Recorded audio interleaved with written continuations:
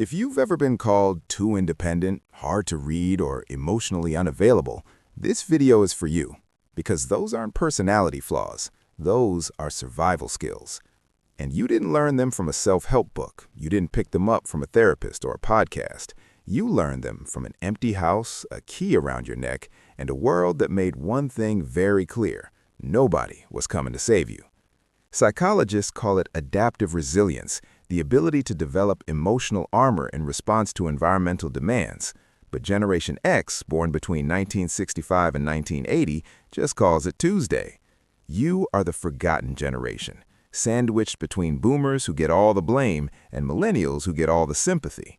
Gen Z gets analyzed like a fascinating new species, but you just exist in the middle, barely mentioned, almost invisible. You don't trend, you don't post 10-part threads about your trauma. You just show up, handle it, and expect nothing in return. Today, I'm going to walk you through 7 survival skills Gen X learned that younger generations will never fully understand. Not because they're less capable, but because the world that forged you no longer exists. The lessons you absorbed through pure survival have become almost impossible to replicate. And skill number 5, that's the one that explains why you struggle to ask for help, even when you're drowning. Skill number 1, how to raise yourself. Picture this. It's 1979. You're 8 years old. The school bus drops you off at the corner and you walk home alone. The neighborhood is quiet, just the sound of your sneakers on the sidewalk and maybe a dog barking somewhere in the distance. You reach into your shirt and pull out a key hanging from a piece of yarn around your neck. You let yourself in. The house greets you with silence. No footsteps, no voice calling your name, no adult energy. Just the hum of the refrigerator and the faint smell of yesterday's dinner. You make yourself a snack, you do your homework with the TV playing in the background. If you fall and scrape your knee, you rinse it off and keep going. If you feel scared, you swallow it. If you feel lonely, you don't even have the words for it yet. Most people today would call that neglect. They'd say your parents weren't present enough, that you were emotionally abandoned, that no child should have to navigate the world without constant supervision. Wrong. A study published in the American Journal of Orthopsychiatry found that by 1984, approximately 7 million children between ages 5 and 13 were regularly unsupervised after school. 7 million. That's not a parenting failure. That's an entire generation learning one brutal truth before they even hit puberty. Nobody is coming to save you. And that lesson didn't break you, it built you. While today's children have tracking apps, helicopter parents, and supervised playdates scheduled weeks in advance, you were navigating the world with nothing but your instincts and a house key. You weren't neglected, you were trained. Skill number 2, actions have immediate consequences. Here's the thing nobody talks about. That empty house taught you independence, but when your parents finally did come home, you knew exactly where you stood.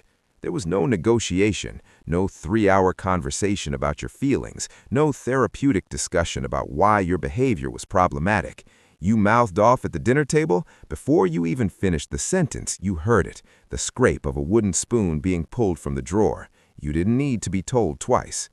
Most people today would say that's harsh. They'd call it authoritarian parenting. They'd say discipline should involve dialogue and understanding and mutual respect. Wrong. Psychologists call it a high-contingency environment, where actions and outcomes are directly linked without buffer time. No warnings, no second chances, no let's revisit this when everyone is calmed down. Just pure cause and effect. And that wiring doesn't disappear when you grow up.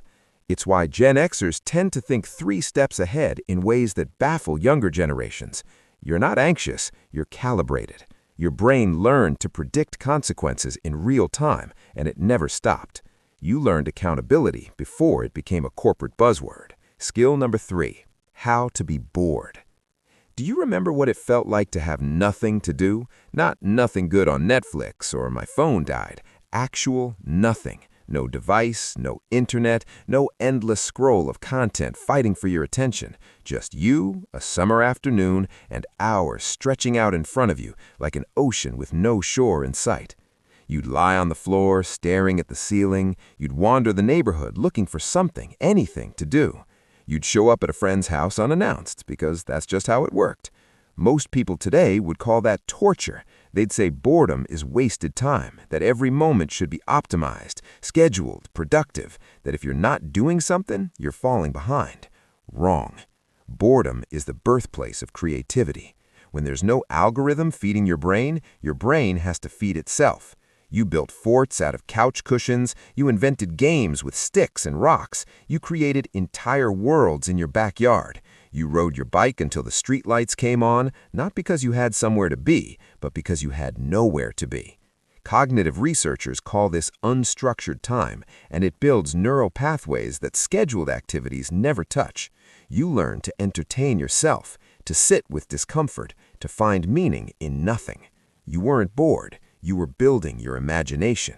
Skill number 4. Privacy is protection.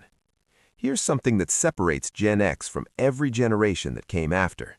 When you messed up as a kid, maybe a handful of people knew. That embarrassing thing you did at the party, it lived in a basement, in the memories of the people who were there, and then it faded. No screenshots, no viral videos, no permanent digital record following you into job interviews 30 years later.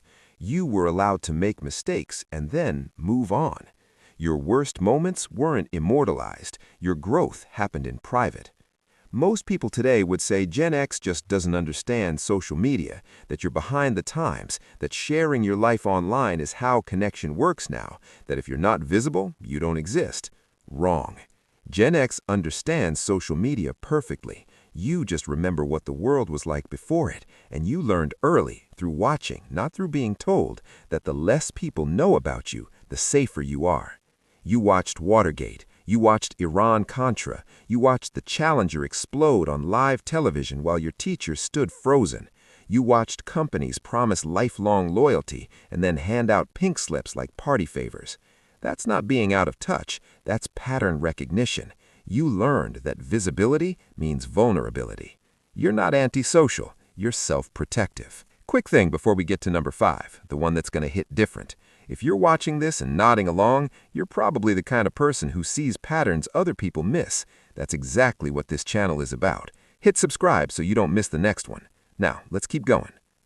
Skill number 5. You don't need anyone. This is the big one. This is the skill that defines Gen X more than anything else, and the one that costs you the most.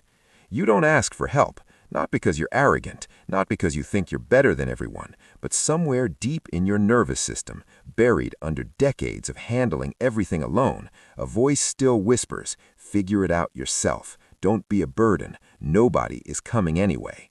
You can have a family, you can have friends, you can have people who would drop everything for you, but inside, there's still a part of you standing in that empty house, learning that the only person you can truly count on is yourself. Most people would call that independence, a strength, something to be proud of, something to put on a motivational poster. Wrong. Research in the Journal of Adult Development shows that Gen Xers report lower levels of seeking social support during stressful periods, not because they don't have people they could ask, but because asking feels like admitting defeat. That's not independence, that's hyper-independence. And hyper-independence isn't a personality trait, it's a trauma response dressed up as a superpower. Here's what nobody tells you. The same adaptation that helped you survive childhood is now keeping you isolated as an adult. You can handle any crisis. You can be the rock everyone leans on when their world falls apart. But when's the last time you let someone hold you? When's the last time you said, "I can't do this alone," and actually meant it? You're not strong because you don't need anyone. You're exhausted from pretending you don't. Skill number 6. If it's broken, figure it out. Your bike chain slipped. You didn't wait for someone to help. You flipped the bike upside down, balanced it on the seat and handlebars, got grease on your hands, black streaks on your t-shirt, and you figured it out. The TV was fuzzy. You climbed behind the massive cabinet and wiggled the red, white, and yellow cables until the picture snapped back into focus. Your car made a weird noise. You watched your dad lean over the engine on Saturday morning, trouble light in hand, and you learned the names of parts most people will never know exist. You learned that with a screwdriver, some WD-40, and enough patience, you could master the physical world. Most people today would just Google it, or call someone, or buy a new one. They'd say that's more efficient, that time is money, that specialization exists for a reason. Wrong. Not wrong that they'd call someone, wrong that they'd never feel capable without it. Gen X built a mechanical intuition that's becoming extinct. You don't feel helpless when something breaks. You feel curious. You developed a quiet certainty that you could handle whatever the physical world threw at you because you had to. That certainty doesn't require an app or a YouTube tutorial. Skill 7. Show up without applause. Here's the final skill, and maybe the most important one. Gen X doesn't need an audience. You don't document every good deed for Instagram. You don't need a participation trophy. You don't require external validation, likes, comments, or shares to know you did something worthwhile. If someone needs help, you help them.